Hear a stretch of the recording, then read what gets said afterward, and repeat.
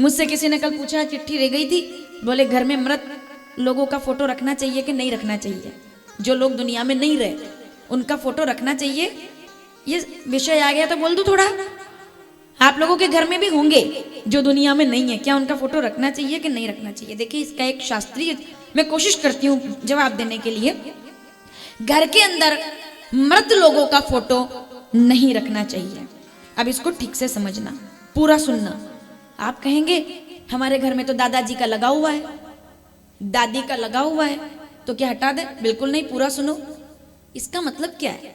मृत व्यक्ति का फोटो नहीं लगाना चाहिए, लेकिन जो व्यक्ति जिस समय जीवित था उस समय उनका फोटो लिया गया। मृत व्यक्ति का फोटो मतलब जानते हो? वो उधर भी लेने लग गए आजकल तो लोग, बोले आज, अच्छा फेसबुक पे डाल देते हैं, बोले आज दादाजी नहीं रहे, वो बनाते हैं इस्माइल, फिर वो आती है ना रोने वाली, बोले आज दादाजी नहीं रहे, और आधे घंटे बाद पूड़ी के साथ सब्जी रखी है सामने। ये हकीकत है। मृत फोटो नहीं रखना चाहिए। मृत फोटो मतलब मरने के बाद का फोटो नहीं लेना चाहिए, ये तो शास्त्र कहता है। लेकिन अगर दुनिया में कोई नहीं रहा, दादी नहीं रही, लेकिन जब दादी जीवित थी तब उनका फोटो बन जाता था, तो घर के लोग कहते थे बेटा मेरा फोटो बना लो, तुम्हारे बाद में काम आएगा। उस फोटो को रखने में कोई अपराध नहीं है। अगर वो फोटो भी नहीं रखोगे तो आने वाली पीढ़ियां भूल जाएगी कि हम किस पीढ़ी से हैं, कितने हमारे कितने अच्छे विचार वाले दादाजी थे, कितने अच्छे विचार वाले नाना जी थे, कितने अच्छे विचार वाले बुजुर्ग थे। ये कैसे याद रखोगे आप अगर ये बेकार के शंकाओं में उलझ जाओगे? मरने के बाद फोटो अगर लिया जाए तो बिल्कुल मत रखो। क्यों मत रखो? आधी रात में उठ के भागोगे डर के, रख लोगे तो भी मतलब अगर मरने के बाद फोटो ले लो और दीवार पर लगा लो तो नींद ना आए रात भर। ले सकता है कोई नहीं, जो था जब वो तो आशीर्वाद देगा दीवार पर से आपको। क्या है वो आपकी संपत्ति है और आप उनकी संपत्ति हो। वो फोटो नहीं है केवल, वो व्यक्तित्व है, वो आपकी पीढ़ी है, वो आपकी परंपरा है, वो आपका संस्कार है, वो आपका अधिकार है, और वो नींव का पत्थर है जिसने इस परिवार को बनाया है। आज वो दुनिया में नहीं है पर उसके संस्कार ऐसे हैं जो आपको आज काशी में लेकर के आ गए हैं। इसके लिए अगर कोई जिम्मेदार है तो घर में लगा हुआ चश्मे वाला दादी का वो फोटो है जो उसमें से झांक रहा है, वो आप पर आशीर्वाद देता है।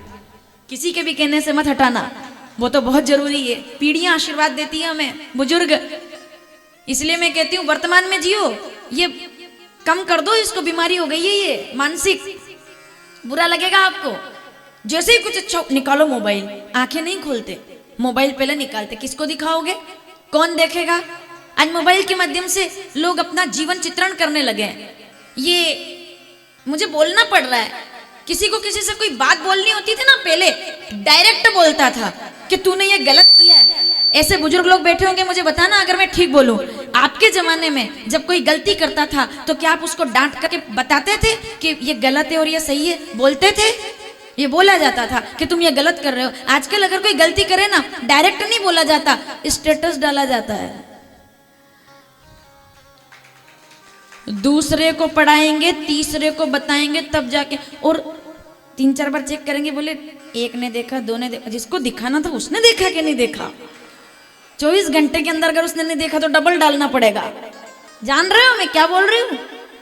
स्टेटस क्या मतलब है? व्हाट्सएप स्टेटस का आपने क्या निकाला? फिर उसमें वो सुबह पहली 6:30 बजे, कुछ लोग ऐसे होते हैं, तालियां बजाइए उनके लिए। अब किसके लिए ताली बजाओ? जो सुबह उठ करके महाकाल की आरती का दर्शन डालते हैं उनके लिए ताली बजाइए। बगलामुखी का फोटो डालते हैं, ताली बजाइए। विश्वनाथ का डालते हैं, ताली बजाइए। जय श्री राम डालते हैं, ताली बजाइए। अयोध्या का डालते हैं, ताली बजाइए। और कुछ लोग डालते हैं, बोले जिंदगी ने केवल गम दिए, जो अपने थे कोई नहीं निकला। ये बीमार लोग हैं, जान रहे हो? इनको कोई नहीं झेल रहा। आपको कड़वा लगेगा, इसको बोलना किसी को है, बोले दुनिया में कोई काम नहीं होता और आता, और सच्चे रिश्तों की पहचान बुरे समय में ही आती है। तुम्हारा हर दूसरे दिन बुरा समय शुरू हो जाए तो रिश्तेदार कब तक तुम्हारी मदद करे? मतलब मैं क्या बोलूं इस बारे में? अब ये बीमारी, डायरेक्ट बोलो ना, क्या दिक्कत है? सीधे क्यों नहीं बोलते आप? अगर आप सही हो तो डायरेक्ट बात करो कि तुम्हारी ये बात मुझे गलत लगी। 2 दिन पहले किसी की मदद कर दो, 2 दिन बाद मना कर दो, तुरंत स्टेटस डाल देगा वो, बोले ऐसा ऐसा है, ऐसा क्या है? स्टेटस जानते हैं मतलब क्या है? व्हाट्सएप पे स्टेटस का मतलब होता है आपका व्यक्तित्व। आप क्या सोच रहे हो मोबाइल चलाते चलाते? गाना डालोगे तो मतलब वैसा व्यक्तित्व, महाकाल डालोगे तो वैसा व्यक्तित्व, अध्यात्म की बातें डालोगे तो। इसलिए ये छोड़ दो ये काम। अपन तो नहीं करते हैं खैर, लेकिन जो करते हैं उनको भी बोलो कि भगवान का नाम लो ना। क्या दुनिया से उम्मीद लगाकर बैठे हो? ईश्वर का नाम लो, अपना व्यक्तित्व इतना ऊंचा करो कि जो आपके साथ बैठे वो भी चंदन हो जाए, जो आपके साथ बैठे वो भी महकने लगे। ऐसा कुछ करो ना।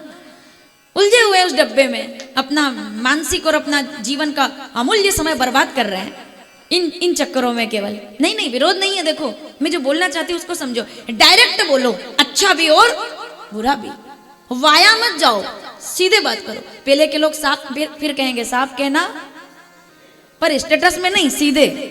उसको कहते हैं आध्यात्मिक चिंतन। आपका चिंतन आध्यात्मिक होगा, आपके विचार आध्यात्मिक होंगे। थोड़ा सा आगे खिसक जाइए, कोई बात नहीं। बाबूजी आप लोग भी थोड़ा सा इधर आगे खिसक जाओ। अगर नीचे नहीं बैठ सकते हैं तो उनको सोफे पे बिठा दो। अगर नीचे बैठ सकते हैं तो कोई नहीं, ठीक है नीचे बैठ सकते हैं।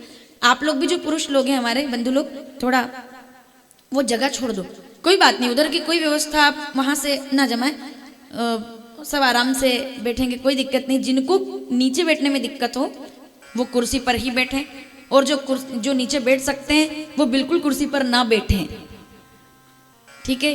क्योंकि एक बार अगर कुर्सी पर बैठ गए, कुर्सियां आसानी से छूटती नहीं है फिर, और अपने को कल जाना है।